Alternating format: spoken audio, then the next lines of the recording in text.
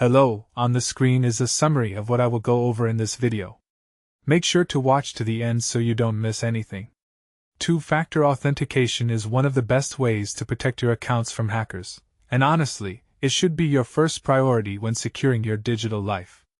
Step 1. Start by auditing all your accounts. Go through your email, social media, banking apps, and any other services you use regularly. Make a list of which ones already have two-factor enabled and which ones don't. This gives you a clear picture of where you need to focus your efforts. Step 2. Understand the different types of two-factor authentication available. You've got authenticator apps like Google Authenticator or Authy, which generate time-based codes. There's also SMS text messages, push notifications to your phone, and even physical security keys.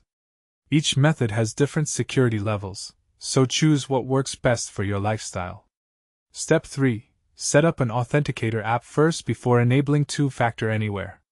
Download Authy or Google Authenticator, set up a strong backup method like a backup email, and write down your recovery codes.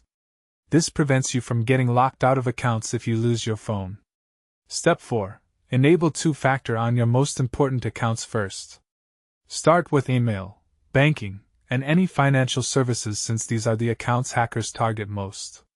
Then move through social media, shopping sites, and work accounts.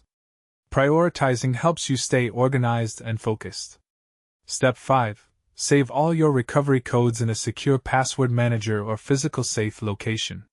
Never screenshot these or store them in plain text. Recovery codes are your lifeline if your phone breaks or gets stolen, so treat them like gold.